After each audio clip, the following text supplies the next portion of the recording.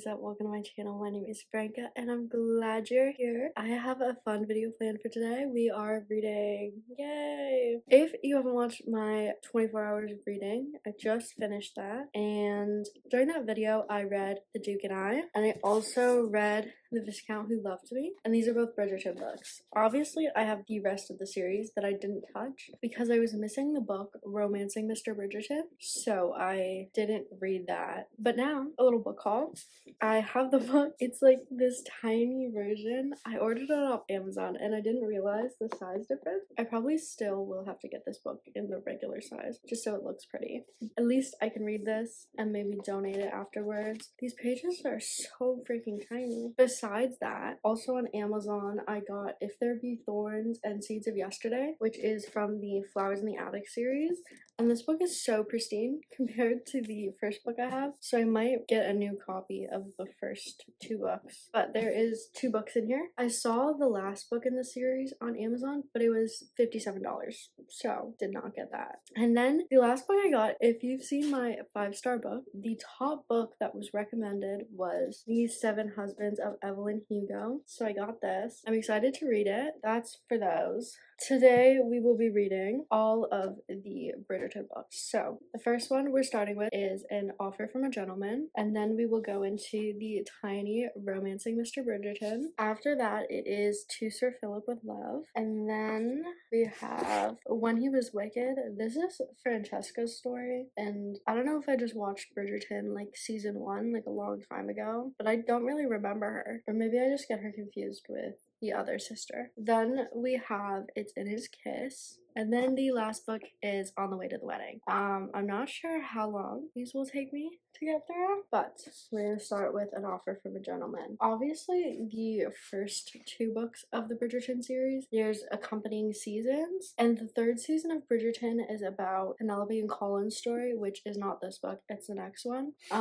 So I'm excited to read that before actually watching the series, but we're doing a spoiler blog, so let's get into the book.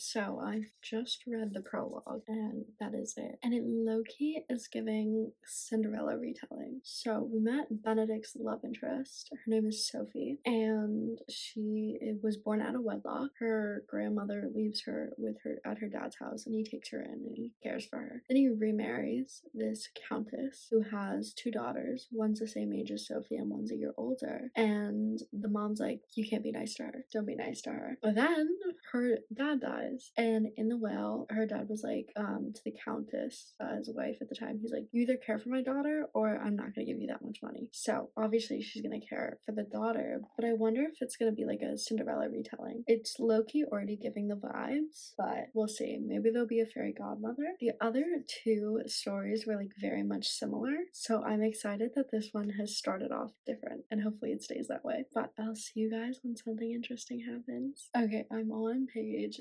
66, and Sophie's met Benedict. But let me read this to you. He tugged at the glove, allowing it to slide off her arm with agonizing slowness, his lips following its progression until they reached the inside of her elbow. Barely breaking the kiss, he looked up and said, "You don't mind if I stay here for a bit?" Hopelessly, Sophie shook her head. His tongue darted out and traced the bend of her arm. "Oh my," she moaned. "I thought you might like that," he said, his words hot against her skin. Is this dude licking her elbow? Like the inside of her elbow. Like he's licking her arm. Sorry, that was just so funny to me. I had to share. I don't know. And they also like kissed like the inside of her wrist. Is that like a thing? Because I'm pretty sure in the last book, Anthony did the same thing to Kate. Like, why is that thing? Maybe it's like an olden thing. Never heard of that happening before. So, if that ever happened to you, let me know in the comments. I gotta get back to reading. I'll see you guys in a bit. I am currently on page 204, and this literally is like a Cinderella retelling. So you have like the Cinderella part where like she goes to the masquerade ball, she has a mask on, and he can't tell who she is. Like this is her one night to be like someone else. But also I hate this trope that like people have a mask just over their eyes and you can't tell who they are. That happens so much. I'm like, you can still see the person. Like if I had a mask on like this, like I feel like you'd still be able to tell it was me. You know what I mean? Like if you knew me, and these people like can't tell the difference. But in her case, like she's never been to these things. He's never seen her in her life. He can't find her. Instead of a slipper, it's her glove, and it has like her family's like crest or whatever. Then fast forward, he goes to like stepmother's house and sees her two sisters, and he's like, neither of these girls are it. Like I didn't talk to either of them. And then fast forward, he's at this party, and there's three guys literally trying to RAPE Sophie because she works for one of them or one of their parents. So he saves her and takes her back to like his cottage that he has in the country, and they're there. He just told her that he wanted her to be his, but he doesn't know that she's the girl he saw at the masquerade ball. Like he has no idea. She's a lot skinnier. She like cut her hair the tiniest different color. It's like a darker shade. He doesn't know it's her, but he's like, oh my god, I get the same feeling I get with you, with like the girl I met in the silver dress at the ball, and it's so cute. And I can't tell whether this one or Viscount Who Loved Me is my favorite, but they're tied right now. There's still a big chunk of this book left, so I'm excited to finish it. So it's only 422 pages, and I'm already 200 in. I could potentially finish this tonight. I don't even know what time it is. I think it's like 2, 3 in the morning. I'm loving the story. I have not put this book down once. I've been reading since I started this video at like 11 or 12. I don't want to say it's my favorite one yet because I haven't read all the other ones, but if you'd like to know my rankings for these books, wait till the end of the video, and I'll also do the 2 that I read prior to this video. Oh my god, I'm so mad at Benedict because he literally just asked Sophie to be his mistress. Like, I absolutely adore Sophie, but Benedict was like, be my mistress, come with me. And when she's like, no thanks, he's like, oh, well then if you leave, I'm gonna tell whatever that you stole from me. And she's like, oh my god, they'd like literally hang. And he's like, not if I tell them to release you into my custody. But I'm still mad at him because how dare you ask her to be your mistress when she's literally the girl you've been pining over? You just don't know that it's her, and all she has to do is say it, but like she won't, because like obviously it's a big deal, and he is too dumb to realize it's her. So I'm very mad, but I know they'll eventually figure it out. Don't worry, I still love their love story. I have a new angle for you guys. Just wanted to say, now they're back in London, and he's bringing her to the Bridgerton house, and Sophie's like, the Bridgerton house is my dream house. Me too, Sophie. I hope my house when I'm older looks like the Bridgerton house.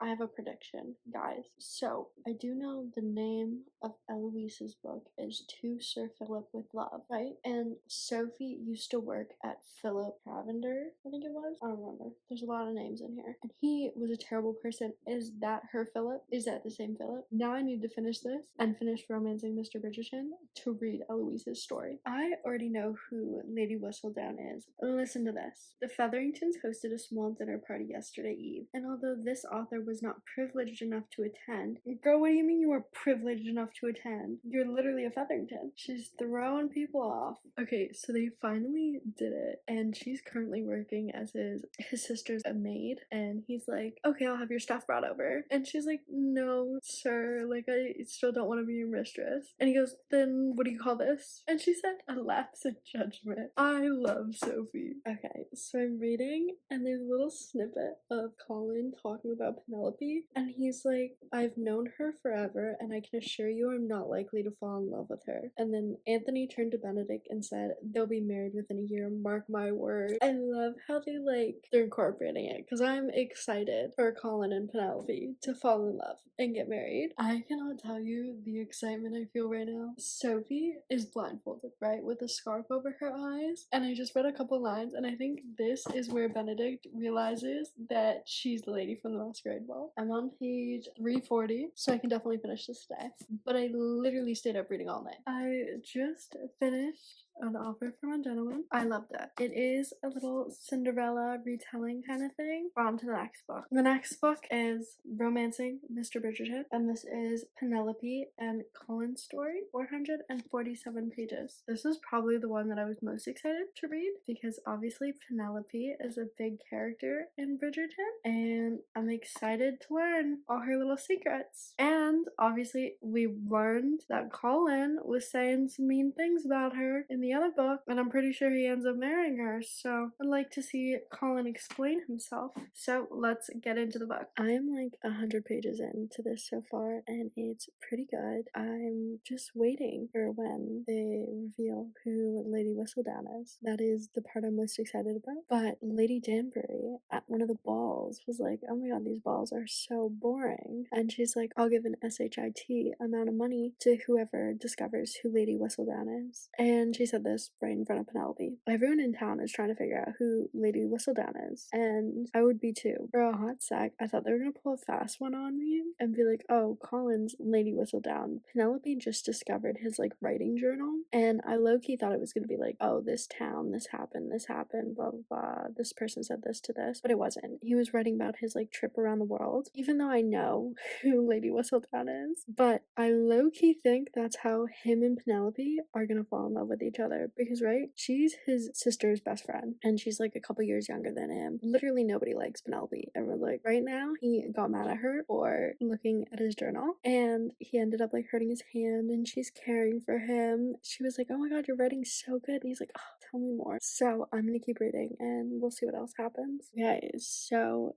right now Colin is like adamant that Eloise is Lady Whistledown, and he's telling this to Penelope, and then all of a sudden he just like decides that he like likes her, and he's like, oh my god, like I just noticed like she's actually pretty. And he said something about like, oh, like a word can ruin things, like rumors ruin things, like I wouldn't even have to kiss you and you'd be ruined if you were Lady Whistledown. Then they ended the chapter with Penelope asking, would you kiss me, to Colin, after Colin literally was like crazy, being like, if I think she's Lady Whistledown, someone else surely has the same opinion, and as long as they just say something, then she could be ruined. But like, which I don't get, because literally everyone has an opinion of who Lady Whistledown is. You know what I mean? Like, there's no concrete evidence. Throughout the book, so many people have given their opinion about who they think Lady Whistledown is, and like no one's had any like after effects, so I don't know why he's going like crazy over this. So we'll see what happens. Let me catch you guys up to speed real quick. I'm on page 186, and oh my god, what happened? I don't even think I told you guys. Penelope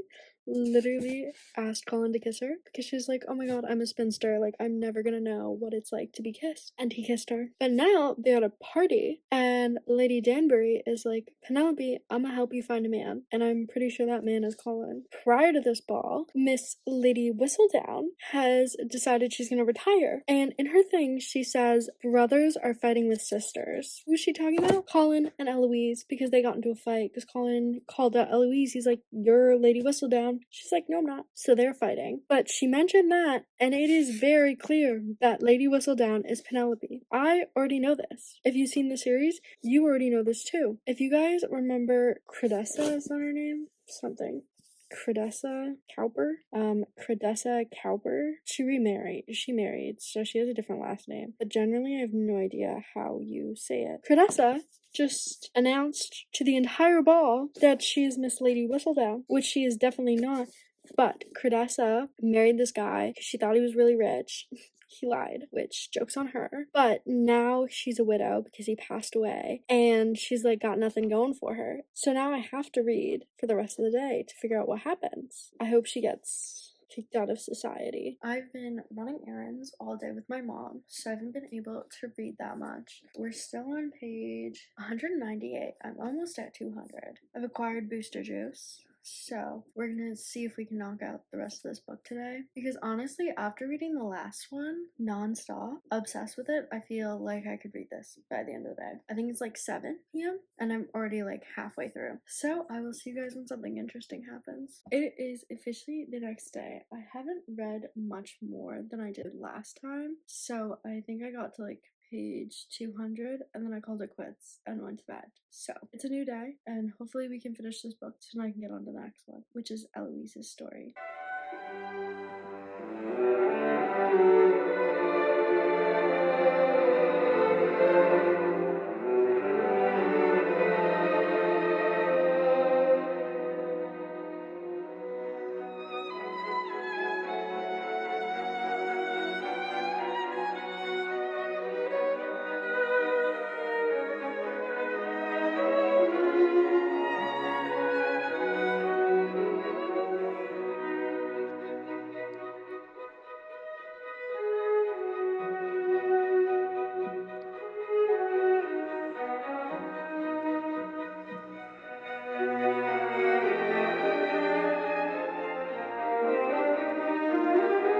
Oh my god. He just found out that she's Lady Whistledown, and if I had read 5 more pages last night, I could have finished this book. He's so pissed at her though, and she's mad at him. They're both mad at each other. I need to know the fallout of Lady Whistledown. Ugh, I'm so excited. Okay, I have moved down to the living room to read. I was reading, and then all of a sudden, on the way back from the church where he found her and discovered she was Lady Whistledown, Mr. Colin Brdgerton decided that he was going to propose to Penelope. I'm a little shocked. I knew it was gonna happen. I think Penelope is just as shocked as I am. I'm on page like 244, and Colin's about to tell Penelope's mom that he's gonna marry her, which I feel like she's gonna have like a heart attack or something. Because if you know the story, Penelope's mom doesn't really like Penelope. She probably loves her or whatever, but she doesn't really like her. Like, she doesn't think Penelope is like worth a man of Mr. Bridgerton's title. So she doesn't think that Penelope's ever gonna get married. She thinks she's gonna be a spinster for the rest of her life. And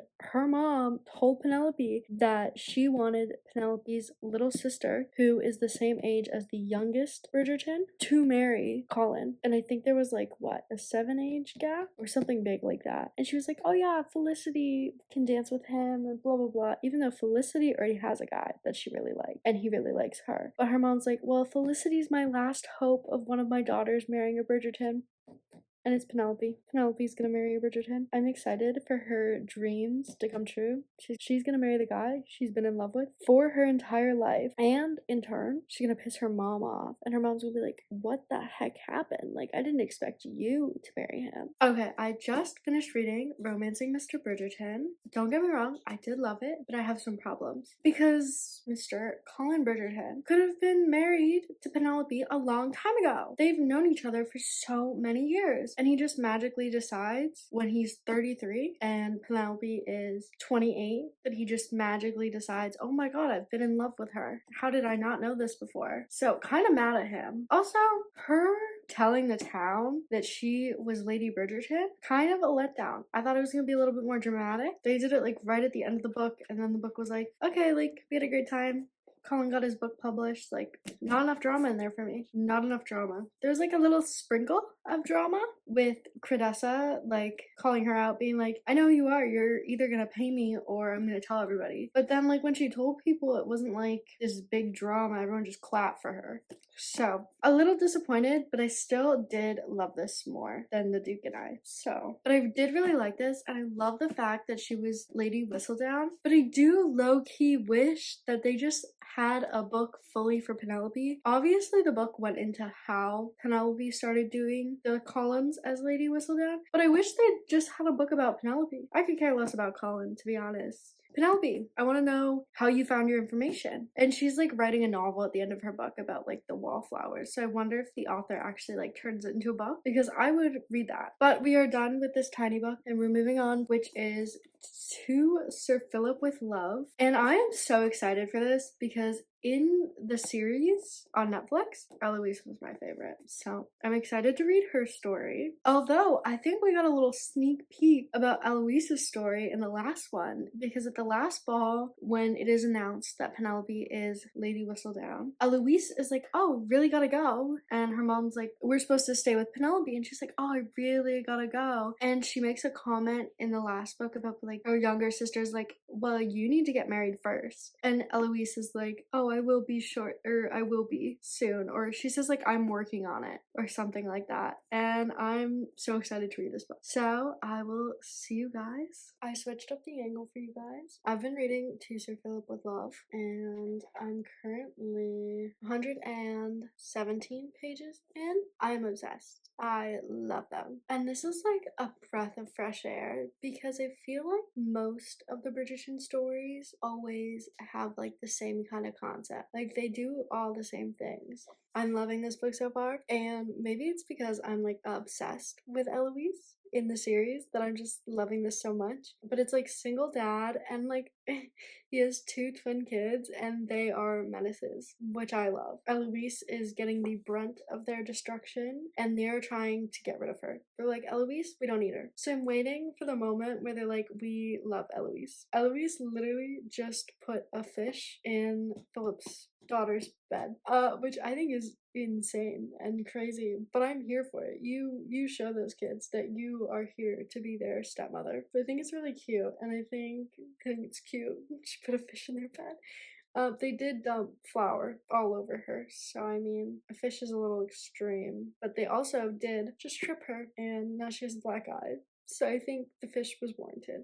But I can't, she did that to his daughter Amanda, and I can't wait to see what she does to Oliver. Philip was like, oh, like, you did that to Amanda, like, aren't you gonna do anything to Oliver? And she's like, I want him to, like, sit and be, like, waiting for me to do something, and, like, sit in it for a bit, you know? Have that fear build up. So I hope she does something very extreme to Oliver. Am I plotting the demise of these children? A little. Eloise is not getting beat up by some 8-year-olds to not have them fall in love with her. I'm excited to continue reading, and I'll see you guys in a bit. The Bridgerton boys have officially found Eloise, and they're not happy. They almost unalived Mr. Philip Crane, and now they're discussing what is to happen because Eloise still has that black eye, so obviously they thought it was Philip. And then they're like, oh, it was the kids, and they're all like, what? But now the kids like Eloise because they went swimming with her, and they're like, ah, or at least Amanda likes her. Amanda's like, oh my god, I love your dresses. And Eloise is like, do you want to go shopping? And of course, that is the way to any girl's heart. Take her shopping and she'll love you. And Oliver's still like, I kind of hate you, but you're all right sometimes. But that's as far as I've gotten. I'm on page 186 right now, so I'm gonna continue reading and we'll see how this plays out. I promise no one else will find this funny, but every time they have like a sex scene in one of these books, just listen to this. He plunged forward, breaking through her last barrier until he was now embedded to the hilt. The hilt? What the fuck's the hilt? I don't know why it's so funny. The hilt sounds like it's something part of like a sword or something. They're going into battle. I don't know, let me know if you feel the same way. I think it's so funny. They use the strangest words to describe sex scenes, and it is so funny. They like refrain from using the actual words. I don't know why that's so funny to me. Okay, that's all I wanted to explain. Okay, I just finished To Sir Philip with Love, and I loved it. Although I do wish that there were more scenes with like the kids in them and like how they interact with the kids. Literally the only time they hung out with the kids together, Eloise and Sir Philip, was the last chapter. And I feel like because it was such a big like plot point that he wanted Eloise to be like the mother to his kids. I feel like for like at least like 60% of the book, the kids were like not part of it. But like I was like, okay, like I need to see her interact with these children. Obviously, we had the scene where they injured her and the scene where they went swimming and like tiny little scenes they were in, but other than that, like they were barely in it, which was a little disappointing, but I still loved it. And now we're moving on to When He Was Wicked, which is Francesca's story. I don't know if I'm crazy, but like I don't remember who Francesca was. But we did get glimpses of her in this book and a little bit in some of the other books. She did marry this guy in Scotland, but we learned in this book that she is widowed now because he died. I wonder if this is her finding love after she's widowed, which is why it comes after this book and not before this book. But I'm sure in the prologue we will find out what happened when she married this guy in Scotland. And the title is When He Was Wicked, so I feel like either her new man or her old man had to be like some kind of mean. Let's get started on this. Okay, so we started off with a bang. So it's this guy, Michael Sterling, and he's talking and he's like, oh, I fell in love with Francesca Bridgerton the second I saw her. And he's like, unfortunately for Michael, however, Francesca's surname was to remain Bridgerton a mere 36 hours longer. The occasion of their meeting was lamentably, I don't know how you say it. I don't know what it means. A supper celebrating her imminent wedding to his cousin, which I guess is the Earl, whatever his name was from the other book that passed away. He's in love with his cousin's soon-to-be wife. Crazy.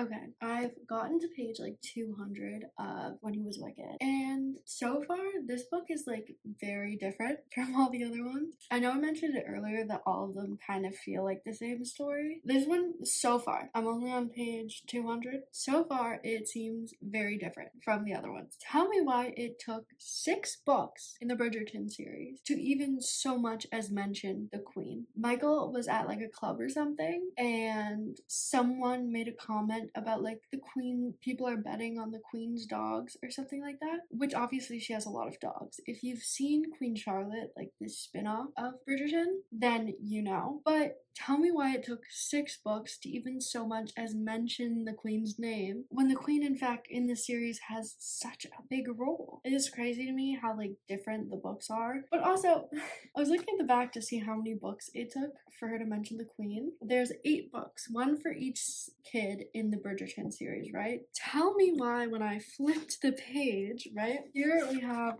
all 8 of those books. Tell me why when I flipped the page, there was more. Apparently there's Bridgerton prequels. So there's Because of Miss Bridgerton, The Girl with the Maple Leaf Husband, The Other Miss Bridgerton, First Comes Scandal. And then there is Happily Ever After / Whistledown book. So there's Bridgerton Happily Ever After, The Further Observations of Lady Whistledown, Lady Whistledown Strikes Back. And then there is Smythe Smith series?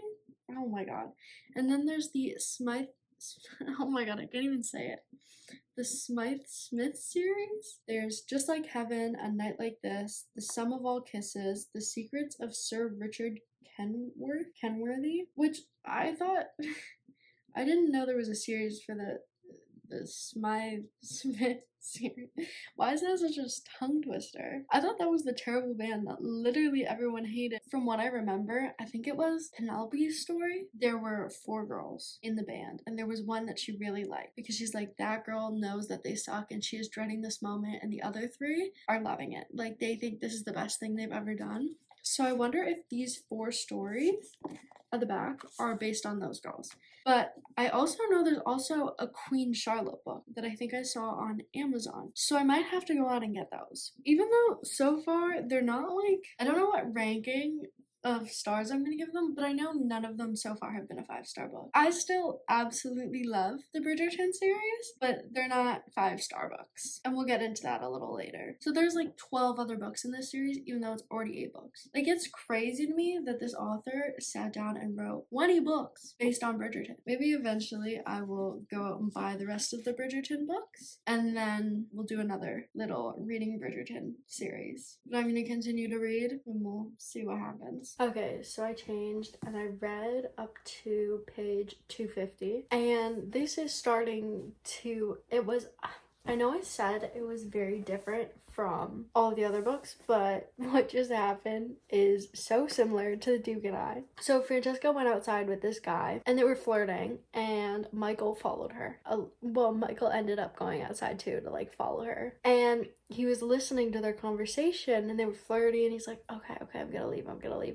And then all of a sudden she starts saying no, and then he rushes in to go help her. And the guy that she went out with started kissing her and had her like pinned against a tree. So then Michael kicks his ass, and then Francesca leaves and goes home. Michael ends up staying and then goes to the club afterwards, and then they kiss. And I'm like, this is like the exact same thing that happened in The Duke and I. The same exact thing. I just finished Wedding Was Wicked. I did really enjoy it. I like the story. But there are certain, not necessarily like tropes that happen, but like certain events that have happened in like almost every book, or happened enough to make it kind of feel like the same story. But like the first half of the book was very different from the rest of the books. We're moving on to It's in His Kiss. This is Hyacinth. Sorry if I'm not pronouncing that right. I feel like I'm gonna have to say her name like 50 million times. Hyacinth. I don't know if that's how you pronounce it. If it's not, sorry. I'm excited to read her story because in the TV series, she wasn't one of my favorite characters, but she was my favorite character in the books. She's kind of a pain in the ass to everyone else, which I kind of like. So I'm excited to see who she falls in love with and her story. So let's get into this book. Oh my god, guys. I just finished reading It's in His Kiss, and this is my favorite one so far. I mean, we only have one more to go, but this one was everything. Obviously, there were some things that were very similar, which we'll get into when I finish all of them, because I'm not sure about the last one, but I want to talk about all the similarities at the end. She talked a lot, she annoyed everyone, she's literally me. Okay, so the love interest is Michael St. Clair, and he is Lady Danbury's grandson. Lady Danbury is literally the best. She's my favorite, like, non-Bridgerton kid character. Michael finds a diary from his other grandma, not Lady Danbury, but his other one. She's Italian, the book is written in Italian, and Hyacinth knows Italian. So she's like, oh, I'll help you decipher it. And then they go on this jewel hunt because there's jewels. Hyacinth goes on this jewel hunt with him, and she's like sneaking around. And then after hanging out with her for so long, he's like, oh my god, I love her. And she's like, oh my god, I love him too. The jewel hunt obviously made this book a little bit more interesting than the other ones because it was something different. Literally, I read It's in His Kiss for like 4 to 5 hours this morning, and I finished it. So I feel like I can finish this by tomorrow, and hopefully I can, and then we'll get into my ratings on the books, which I'm excited for. Hopefully this video doesn't turn out too long. I feel like I haven't talked that much. I literally said absolutely nothing about this book while I was reading it because I was so invested in it. Good morning. Last night I read 125 pages of On the Way to the Wedding. I'm really liking it so far. The prologue started out really good. The prologue started with Gregory like running to a wedding and like telling the girl who's about to get married to not get married, and then it goes back 2 months earlier and he's in love with this girl named Hermione, but I don't think that's the girl he's gonna ask to marry him. I think Lady Lucinda or Lucy is the girl he's gonna ask to marry because he seems to have better conversations with her, and I think he's just like so taken aback by Hermione's beauty that he doesn't care. But Lucy is best friends with Hermione, and Hermione's this beautiful girl that like all the gentlemen hit on, except she's in love with someone already, and Lucy is supposedly supposed to be engaged to this guy already. Her uncle like set it up or whatever. Lucy's brother came to pick her up saying like, uncle wants you at home, like, the marriage is gonna be soon. She's kind of mad because she didn't get a season. Yeah, that's about it so far. Oh my god, guys, I feel like we just found out something major. So I'm on page 268, and basically what's happened so far is Lucy's brother ended up kissing Hermione, and so now they got engaged. They're on their honeymoon right now. Lucy is brought back to London to marry, what is his name? Holsby? I don't know if that's how you pronounce it, but oh well. She ran into Gregory Bridgerton in the park. He invited her to one of her sister's party, and Lucy's like, I wish I could go, but I can't. I'm not allowed to. My debut's supposed to be as Holsby's wife or whatever. And Bridgerton's like, let me take care of that. So he got his mom and his sister to get her to be invited to the party. Lucy told Gregory that she was marrying Holsby, and he was like shocked. And now it's just before the party, and he goes he would not be a husband to her. Just the thought of it left him grim. Lucy wasn't going to have a regular marriage because Holsby didn't like women, not the way a man was meant to. He's gay. He has to be, right? I just finished On the Way to the Wedding. I think it was really good. It was a little different from the other ones, but there were still similarities.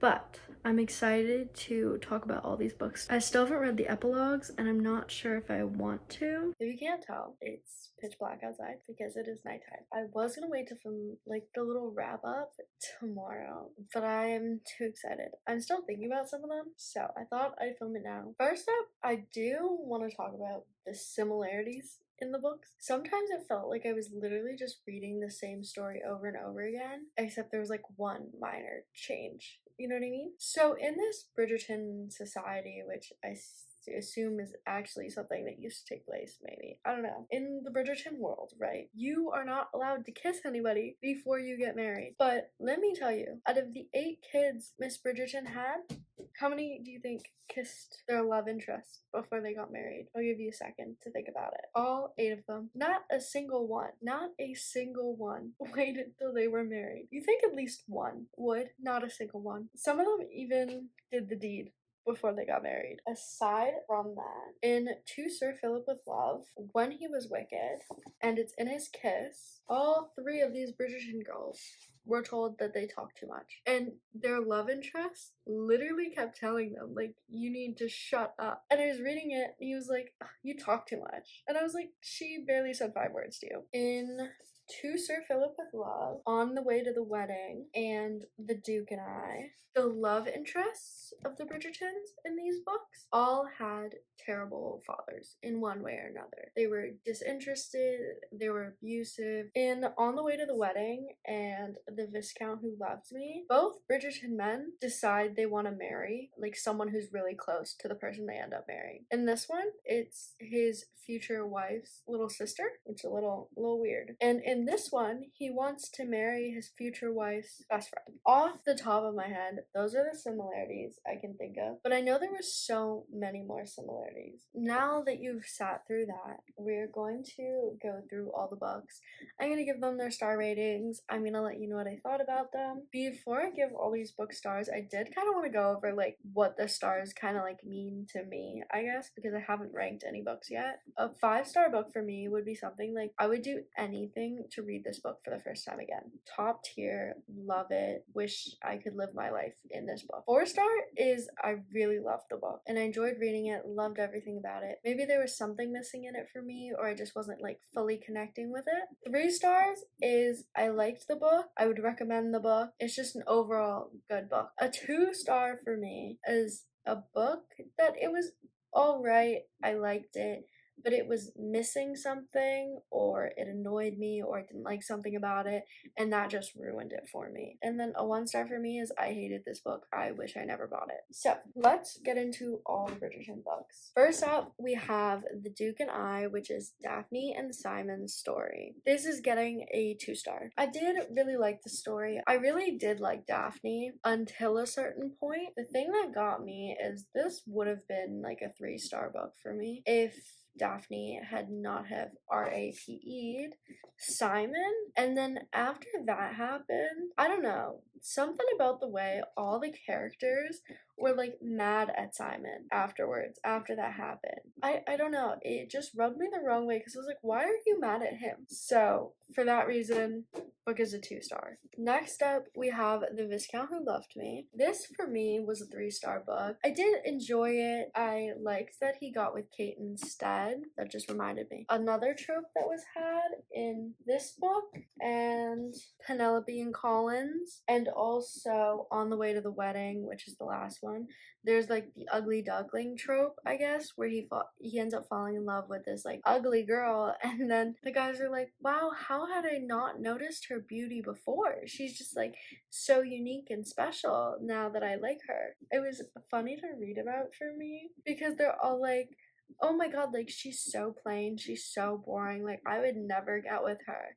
And then they like somehow suddenly all fall in love. I do like Anthony and Kate's like bickering and fighting. I thought it was fun. I guess it could be considered an enemies to lovers. Next up, we have An Offer from a Gentleman, which is Benedict's and Sophie's story. I'm debating on this one. I still don't know whether I want to give it a 4-star or a 3-star because I nonstop read this book. Like, I did not put it down. It is very much a Cinderella retelling, and I really love this one. I'm gonna give this one a 4-star. Next, we have Romancing Mr. Bridgerton, which is Penelope and Collins' story. I'm going to give this book a 3-star. I like this one a lot. I feel like had Penelope not been Lady Whistledown, I wouldn't have liked this story as much. Really loved Lady Whistledown, and it was kind of sad that they like outed her in this book because she wasn't in any of the other books, which was kind of disappointing because I wanted her to continue telling like the tea on everyone. I did really like their little love story, but tell me how it took Colin like what was it, like 10 years? It took Colin freaking 12 years to figure out that he was gonna marry Penelope. If it took a guy 12 years to figure out he wanted to marry me, I would not marry that man. Wasn't my favorite, but it is still a 3-star. I would recommend this to people. Next up, we have To Sir Philip with Love, which was Eloise's story. I feel like in the TV series, she was very much like men's worst nightmare, and in the book, she wasn't giving that. I did really love this story though. I did like that her love interest, I was gonna say what's his name. It's literally on the title, Philip. But I liked how Philip was a single dad, but I feel like this would have been a 4-star if showed the encounters with the kids a little bit more. Because obviously the story, the kids do not like Eloise. Kids do not want Eloise anywhere near them, and Eloise has to like win their love. She hung out with the kids like 6 times, and then they were just like in love with her. But I'm gonna give this a 3-star. Next, we have When He Was Wicked. This is Francesca and Michael's story. I'm gonna give this a 3-star. To be honest, in the TV series,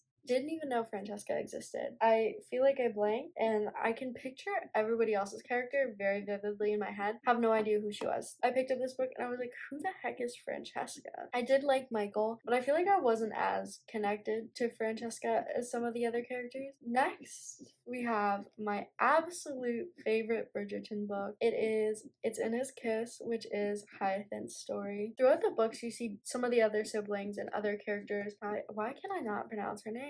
Jeez. You think I would have learned it by now. If anything, her and Gregory were really entertaining in the TV series. I feel like throughout the books, she became my favorite character. I also really liked how they went on like a little adventure and they were like sneaking around trying to find jewels. And I feel like I also love this book even more because Garth is Lady Danbury's grandson. And I think Lady Danbury, both in the TV series and in the books, was so funny. She was so mean to everyone, and it was just funny because she's just like this really old lady, and in the story Hyacinth actually like reads to Lady Danbury and she's really close with her, and I think it's just so cute that her and Lady Danbury's grandson ended up together. So this was definitely my favorite.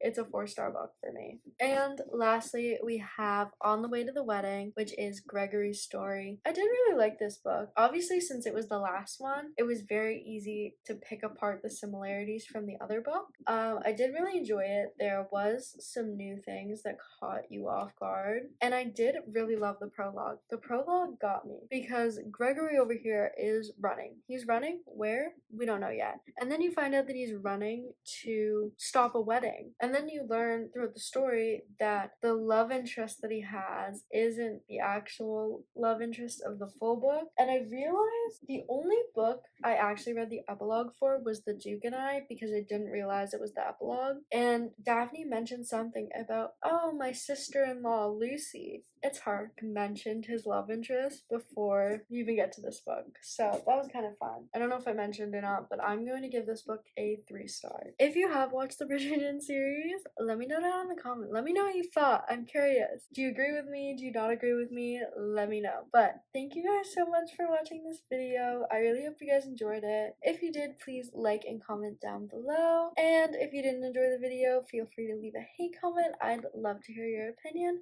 And I'll see you guys next week.